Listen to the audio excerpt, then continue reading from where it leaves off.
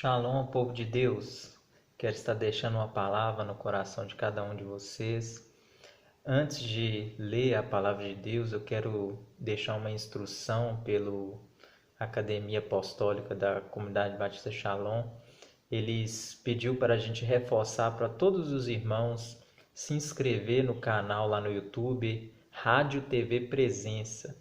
Você possa estar se inscrevendo lá para estar por dentro das transmissões feitas pelo apóstolo, feita por toda a igreja, para que nós possamos estar andando em comunhão nesse tempo em que nós estamos fisicamente afastados um dos outros. Amém? A tecnologia nunca foi uma ferramenta tão importante na época que nós estamos passando hoje. Na época de Paulo, por exemplo, Paulo, quando ele estava preso, a forma de informação que ele tinha, o método, a ferramenta que ele tinha era escrever cartas, porque ele estava preso, ele não podia estar fisicamente com os irmãos. Então ele escrevia cartas e mandava para as demais igrejas. E hoje não está sendo diferente. A gente foi orientado a ficar dentro de casa, só que nós temos a ferramenta, a tecnologia aí a serviço do reino de Deus. E isso tem sido uma bênção, e isso nos mostra que abre a nossa mente, nos mostra que tudo pode ser usado para o bem do reino de Deus. Quero deixar uma palavra no seu coração, uma mensagem que está em Romanos, livro de Romanos, capítulo 12, é uma passagem muito conhecida. Romanos, capítulo 12, versículo 1. O título aqui na minha Bíblia está A Nova Vida. Você tem uma nova vida, meu amado? Nós que somos filhos de Deus, nós que fomos regenerados, nós que fomos salvos, nós que recebemos o Espírito Santo, nós que recebemos uma nova promessa, nós que somos uma nova criatura, nós temos uma nova vida. A nossa vida mudou ao encontrar com o Senhor. E o apóstolo Paulo vai falar sobre essa nova vida. E ele diz aqui: rogo-vos, pois, irmãos, pelas misericórdias de Deus, que apresenteis o vosso corpo por sacrifício vivo, santo e agradável a Deus, que é o vosso culto racional. E não vos conformeis com este século, mas transformai-vos pela renovação da vossa mente, que é para que experimenteis qual seja a boa, agradável e perfeita vontade de Deus. Olha que interessante. A nova vida com Deus nos faz a ter um entendimento, do mundo, das nossas vidas, um entendimento de Deus, um entendimento das circunstâncias, um entendimento da vontade, que é algo que é subjetiva, que está dentro do coração de Deus. Então, a nova vida, o Espírito Santo nos traz esses benefícios, essas qualidades, para que nós possamos ter uma vida boa nesta terra. Apóstolo Paulo, quando ele começou a pregar o Evangelho, quando ele se converteu, nós sabemos a história de Paulo, ele era perseguidor da igreja, ele perseguia os cristãos, colocavam na cadeia, alguns até matavam. E apóstolo Paulo, quando ele se converteu, foi uma mudança radical na história, porque todos tinham medo de Paulo, muitos não acreditaram na conversão de Paulo, mas quando ele se converteu e ele começou a pregar o evangelho, em quase todas as cidades, Paulo recebeu um título. Muitos que não acreditaram nele começaram a chamar Paulo de louco, dizendo que Paulo era louco, que ele estava pregando uma heresia, que a cruz era uma doutrina, era uma loucura para o mundo. É por isso que lá em Coríntios ele escreve isso, né? Ele diz que a cruz é loucura para o ímpio, para o mundo. Eles não conseguem compreender o mistério da cruz. E Paulo, ao passar por essa cidade, ele teve esse título. Muitas pessoas enxergavam ele como louco. E até hoje nós cristãos, muitas vezes, diante da ciência, diante de muitas pessoas no mundo, as pessoas olham para nós como pessoas loucas. Mas aí o apóstolo Paulo, quando ele escreve essas palavras aqui no livro de Romanos, ele começa dizendo rogo-vos, ou seja, ele está suplicando, ele está implorando, ele está usando um termo aqui, rogo, eu imploro, eu suplico aos irmãos, pela misericórdia de Deus. Então, Paulo está apelando para a misericórdia de Deus. Então, é algo muito sério que Paulo está falando aqui. Ele está entrando numa área muito séria, ele está chamando a atenção dos romanos, da igreja de Roma, chamando a atenção dos romanos para algo muito sério. Ele está falando, rogo, eu suplico aos irmãos pela misericórdia de Deus, que apresenteis o vosso corpo. Deus, ele criou a gente com um corpo. Apresenteis a vosso corpo como um sacrifício vivo. Então, Paulo está ensinando aqui que o nosso corpo, a nossa vida é um sacrifício diante de Deus. Porque Deus é o Rei dos Reis e Senhor dos Senhores. Deus é aquele que sustenta toda a vida em todas as galáxias, todos os planetas Terra. Todo ser que respira, essa vida vem do Senhor. Então, nós precisamos, com humildade, sermos um sacrifício vivo diante do Senhor. O que é um sacrifício vivo? É estar à disposição do Senhor, é estar em obediência à voz do Senhor. Um sacrifício vivo é quando eu sacrifico a minha vontade e começo a obedecer à vontade do Pai. Eu sou um sacrifício para a vontade de Deus. Então, Paulo está falando aqui, um sacrifício vivo, santo e agradável a Deus.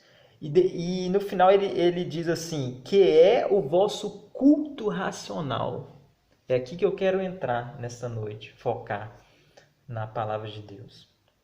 Paulo está dizendo que nós temos que apresentar o nosso corpo vivo, santo e agradável a Deus, que é o nosso culto racional.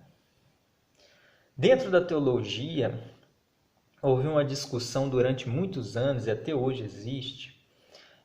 Os teólogos eles levantam um questionamento e tentam responder uma pergunta que está dentro da teologia, que é a seguinte: o que vem primeiro, o entendimento ou a fé?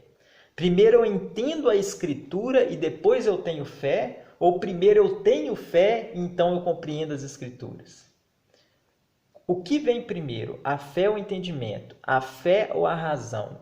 Existe esse questionamento. Mas alguns textos da palavra de Deus, igual a Bíblia diz que a fé vem do ouvir. Como crerão se não há quem pregue? Então eu acredito que nós precisamos ouvir, primeiro compreender a palavra de Deus para depois gerar fé no nosso coração.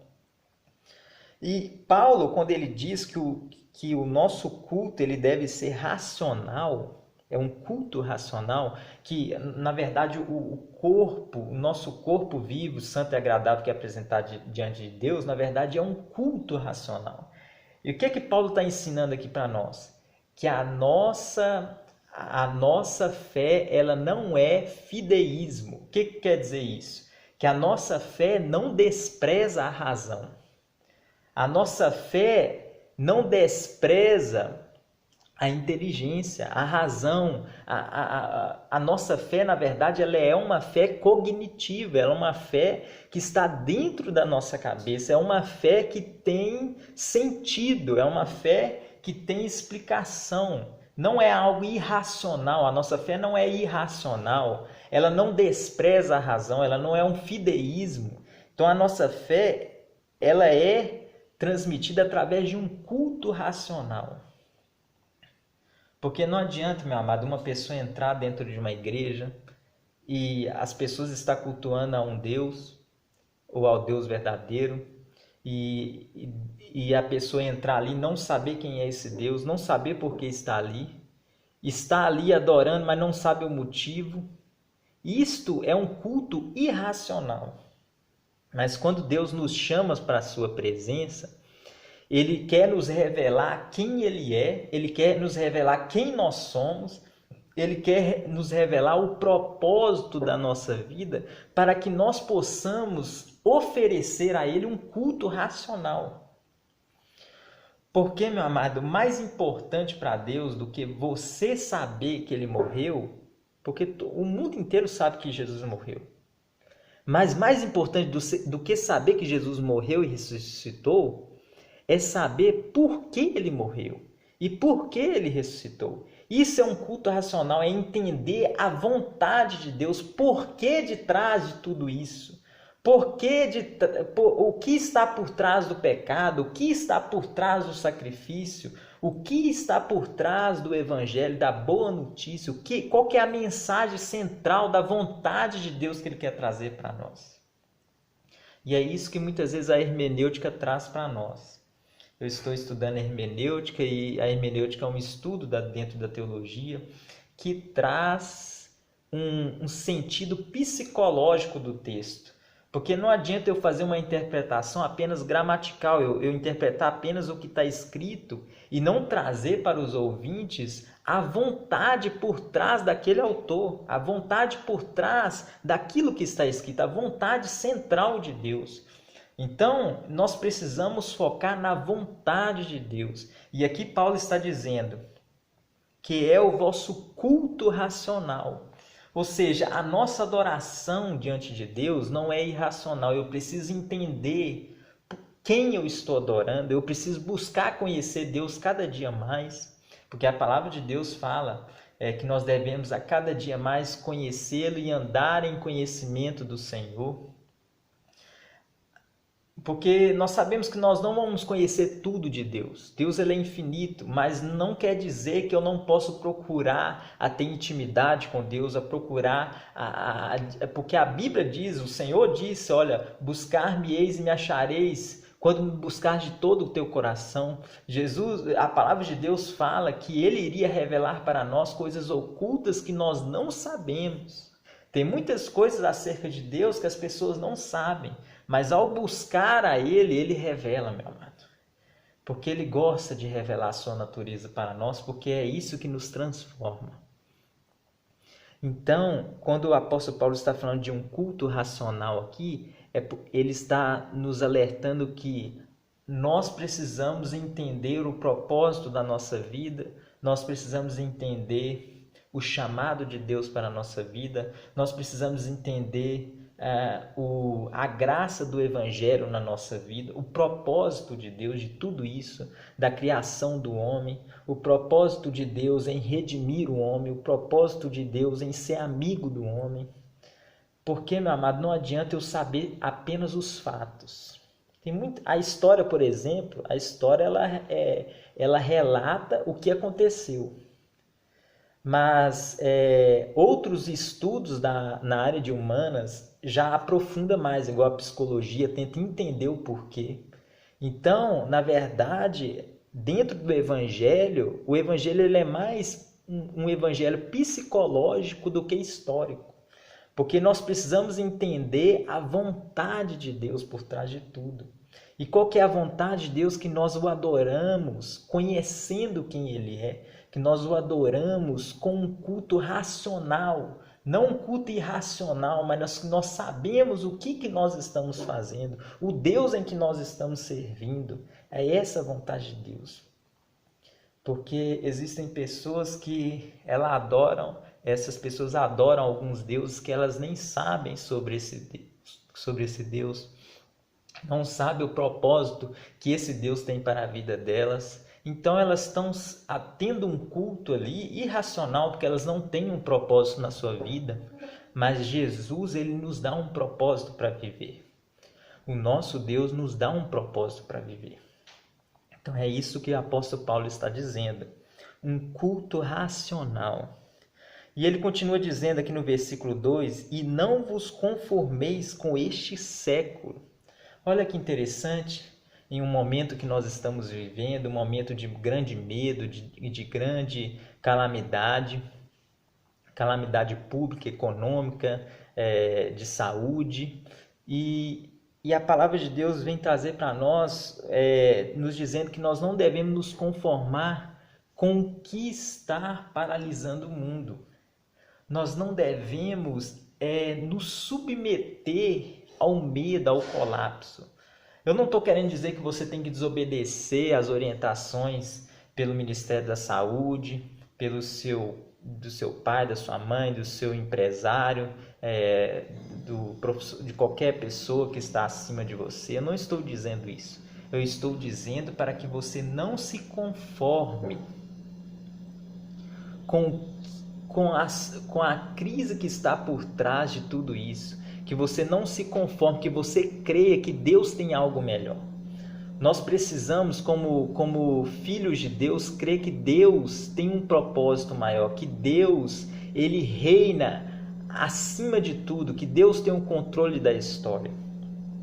Nós vemos na palavra de Deus, quando na morte do rei Urias, no capítulo 6 de Isaías, quando o rei Urias morreu, eu tenho certeza que Isaías, quando ele entrou lá no templo, ele ficou preocupado porque Israel ficou sem rei, não havia rei em Israel, e ele pensou, e agora quem que vai reinar diante de Israel? Nós estamos aqui sem rei, vulneráveis às outras nações que podem invadir a cidade a qualquer hora e dominar o povo. Então Isaías, ele entra no templo e a Bíblia diz que ele vê um rei que as orlas das suas vestes encobriam o templo, e ele vê os querubins, os anjos que estão em volta dizendo: Santo, Santo é o Senhor dos exércitos, toda a terra está cheia da tua glória. Então essa palavra mostra para nós que apesar das coisas estar em crise, apesar das coisas estar ruins no nosso país, existe um rei dos reis, um rei que está acima desses reinos do mundo. Existe um rei que governa, meu amado. Deus ainda está no trono. Nós não precisamos nos desesperar, nós não precisamos ficar com medo, porque Deus guarda os seus filhos. A palavra de Deus diz que ainda que uma mãe esqueça do teu filho, eu jamais esquecerei de ti. Deus, ele cuida de nós, meu amado.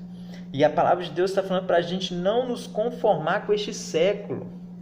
Não aceite o medo que a mídia tem colocado sobre o seu coração. Não aceite o medo que as redes sociais têm colocado no seu coração. Não deixe o medo te paralisar. Não deixe o medo tirar a fé que você tem no Senhor Jesus. Não se conforme com a negatividade da mídia, não se conforme com aquilo que está sendo enviado a você através do seu celular, através da televisão. Não se conforme com isso, é isso que a palavra de Deus está nos dizendo. Ó, não vos conformeis com este século, porque muitas vezes este texto aqui ele é usado apenas para o sentido de pecado. Ó, você não deve conformar com o pecado tal ou com o pecado tal. Mas esse texto ele é muito mais genérico do que isso, ele abrange muito mais coisa. Não conformar com tudo aquilo que nos tira do propósito de Deus. É isto que a palavra está dizendo. Não nos conformar com este século de tudo daquilo que nos tira do propósito e do centro da vontade de Deus. E o medo é uma das coisas que nos tira do propósito de Deus. Então nós precisamos confiar no Senhor Jesus, que Ele está acima de todo o trono, que Ele está governando as nações, que Ele está tendo controle da nossa vida. A palavra de Deus diz que nenhum cabelo sequer irá cair da nossa cabeça se o Senhor não permitir, que os nossos cabelos estão todos contados, que uma folha de uma árvore não cai se Deus não permitir. Então Deus, ele governa a história, meu amado.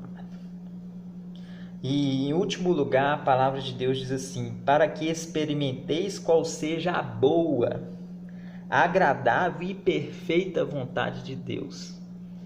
Ou seja, a palavra de Deus está falando para nós não nos conformar com este século, para que nós não deixamos, para que a mídia, as informações negativas não entrem no nosso coração, porque se nós preenchermos o nosso coração com essa negatividade, com esse medo, com essa paranoia, essa negatividade vai tirar a nossa paz e nós não vamos conseguir enxergar qual que é a boa e perfeita, qual que é a boa, agradável e perfeita vontade de Deus. Então, meu amado, nós precisamos estar com o nosso coração focado no Senhor Jesus, nas promessas do Senhor Jesus. Não deixar que as coisas desse mundo conformem o nosso coração. Não são as coisas deste mundo que têm que conformar o meu coração, mas é a palavra de Deus, é as promessas de Deus que tem que conformar o meu coração. E é por isso que o apóstolo Paulo está dizendo: para que experimenteis qual seja a boa, agradável e perfeita vontade de Deus. Deus, ele tem uma vontade, meu amado. Nós também temos uma vontade. E a vontade de Deus é que a nossa vontade seja a vontade dele. O interesse de Deus é que a nossa vontade se encontre com a vontade dele, porque a vontade dele é boa, perfeita e agradável. Um exemplo simples que eu posso dar aqui é quando Jesus criou o homem lá no Jardim do Éden, colocou lá Adão e Eva. Quando Deus disse para Adão e Eva: olha, não comeis desse fruto para que não morrais, Deus nada mais estava demonstrando a sua vontade para eles. Olha, a minha vontade é que vocês não comam desse fruto para que vocês não morram. Essa é a minha vontade. E quando Eva pegou daquele fruto e comeu, é como se ela estivesse pensando: eu acredito que a minha vontade é melhor que a vontade de Deus. Porque ela não ouviu a vontade de Deus, que era não comer o fruto. Então, quando ela come o fruto, ela está dizendo para Deus: eu acredito que a minha vontade ela é boa, perfeita e agradável. Ela é melhor do que a do Senhor, ela é melhor do que a de Deus.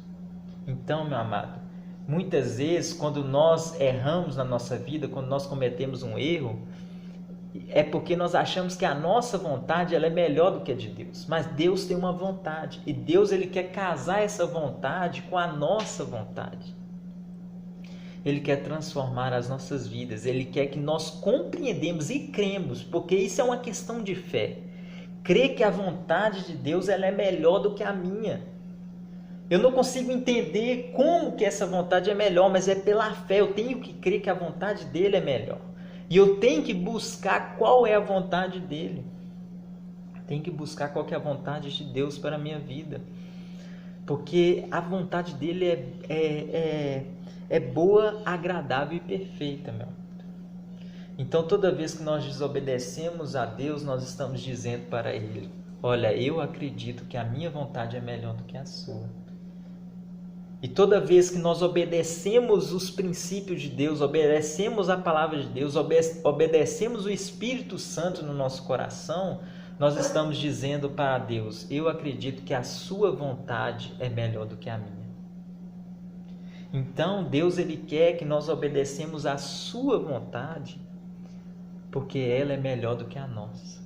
A nossa vontade muitas vezes nos leva à destruição, nos leva à dor, nos leva a sofrimento, porque a nossa índole, o pecado está dentro de nós. Nós não devemos confiar no nosso coração. A Bíblia diz que o nosso coração é mais enganoso que todas as coisas. Então nós não devemos confiar no nosso coração, nós devemos confiar no coração do Pai, porque do coração do Pai sai uma boa, agradável e perfeita vontade. É esta palavra que eu tenho para dar para os irmãos. Que Deus possa abençoar cada um de vocês, possa dar força neste momento, que você possa estar usando, criando uma gestão do seu tempo aí dentro da sua casa para servir ao Senhor, para orar ao Senhor, para ganhar intimidade com o Senhor, para conhecer qual que é a vontade de Deus em tudo isso. Porque como eu acabei de dizer aqui, o Evangelho, a nossa fé em Deus, ela é um culto racional. Nós devemos entender a vontade de Deus, a nossa fé ela é cognitiva, nós devemos entender os propósitos de Deus. Deus ele revela para nós qual que é a sua vontade, ele revela para nós. A Bíblia diz que tudo que irá acontecer no mundo, as coisas que acontecem no mundo, ele sempre alerta aos seus profetas. Então Deus ele sempre está nos revelando a sua vontade. Então que neste tempo, meu amado, você possa estar buscando ao Senhor na tua casa, orando com a sua família, com seus filhos, ensinando os seus filhos a palavra de Deus. E não se esqueça de se inscrever no canal lá, Rádio TV Presença no YouTube. Nós estamos com um desafio aí de chegar a 1.000 inscritos, para que estejamos acompanhando as transmissões da comunidade. Que Deus abençoe o seu coração em nome de Jesus. Fique com Deus. Até uma próxima.